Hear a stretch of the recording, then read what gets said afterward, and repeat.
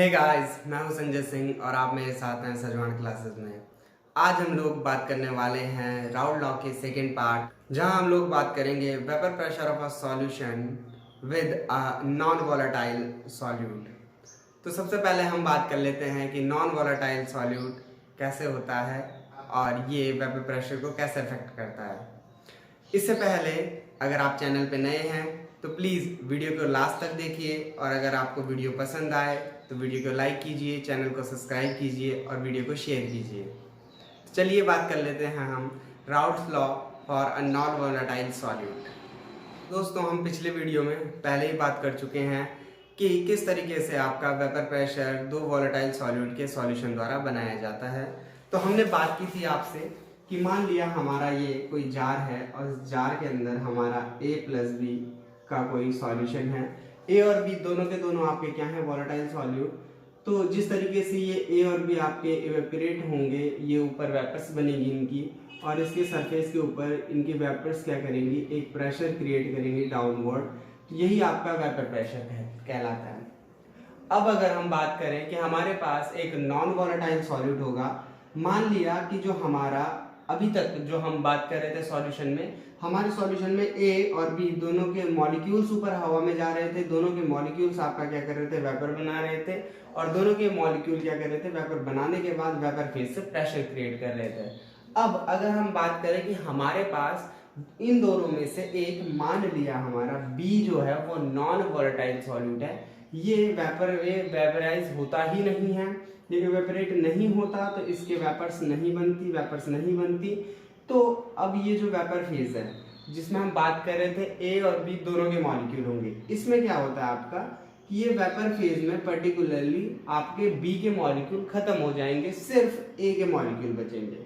ठीक है, अब आप समझने की कोशिश कीजिए कि मेरे पास A और B मिलकर, यहाँ मेरे पास A और B मिलकर ये 3 A के थे और ये 3 B के थे, टोटल 6 एटम्स थे, और 6 एटम आप इनका वेपर प्रेशर क्रिएट कर रहे थे। लेकिन अब अगर मेरे पास नॉन वोलेटाइल सॉल्यूट होगा तो ये B के 3 एटम जो ये थे हमने, ये हट जाएंगे।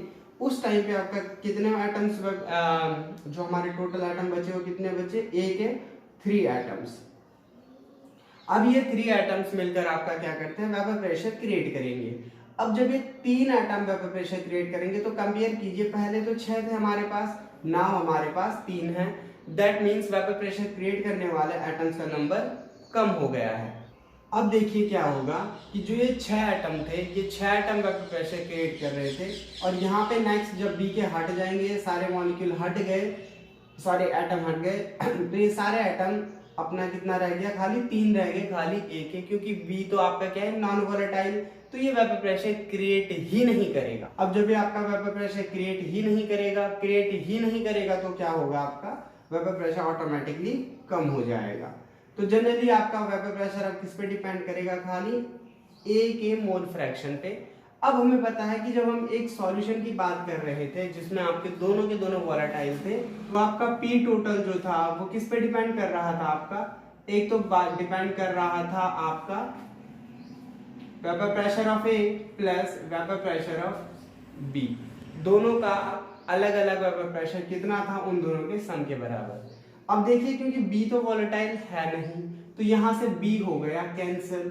अब जो P टोटल डिपेंड करेगा वो खाली किस पे डिपेंड करेगा, आपका P A पे।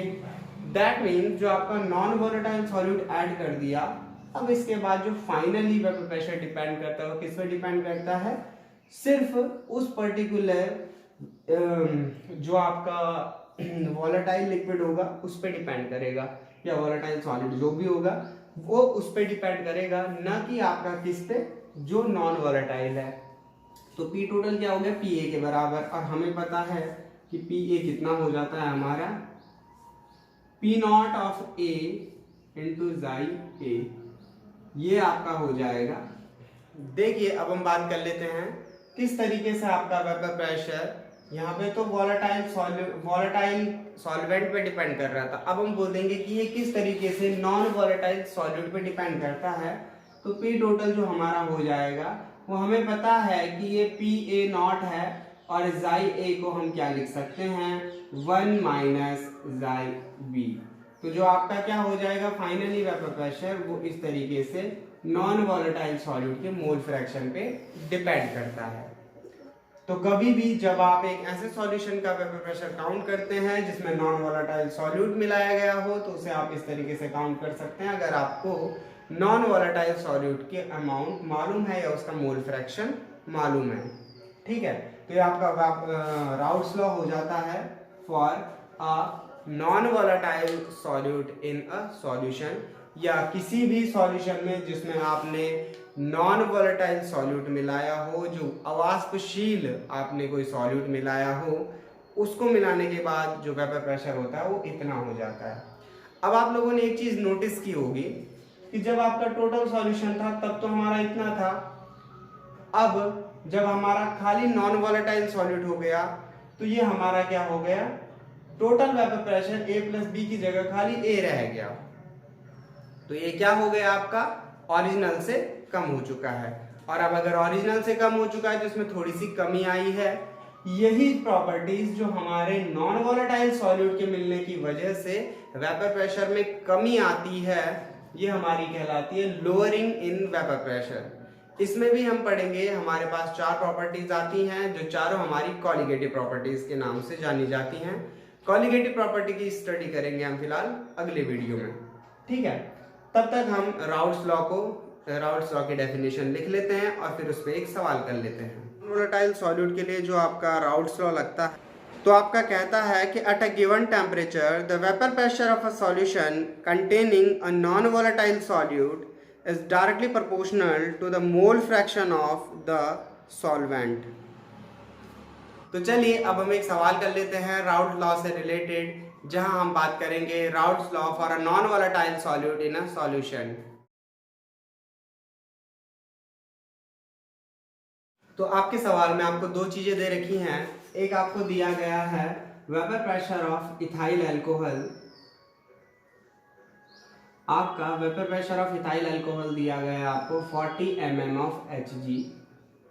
दूसरा जो आपको दिया गया है वो mole fraction of ethyl alcohol with methyl alcohol 0.80 दे रखा है।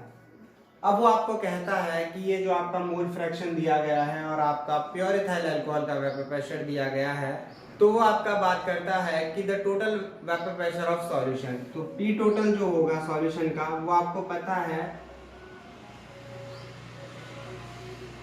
P not of A into जाई ए, और अब आपको पता है कि पी नॉट ऑफ ए आपका 40 है और जाई आपको दिया गया है 0.80।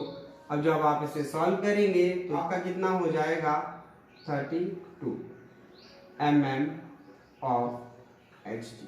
तो ये आपका vapour pressure of a solution of methyl alcohol and ethyl alcohol, क्योंकि आपका मिथाइल अल्कोहल वोलेटाइल है, आपका इथाइल अल्कोहल वोलेटाइल है, आपका मिथाइल अल्कोहल नहीं होता, इसलिए हमने यहाँ पे इस तरीके से कैलकुलेशन कर लिया। आई होप आपको सवाल समझ में आया होगा। अगर आपको कोई कंफ्यूजन होता है तो प्लीज़ हमें कमेंट कीजिएगा, हम उसे क्लियर करने की कोशिश करेंगे। अगले वीडियो के लिए हमारे साथ बने रहिए। अगले वीडियो में हम बात करेंगे कॉलिगेटिव प्रॉपर्टीज़ के बारे में, जिनमें सबसे पहले हम बात करेंगे लोअरिंग इन वेपर प्रेशर। तब तक के लिए पढ़ते रहिए, मुस्कुराते रहिए। Bye bye.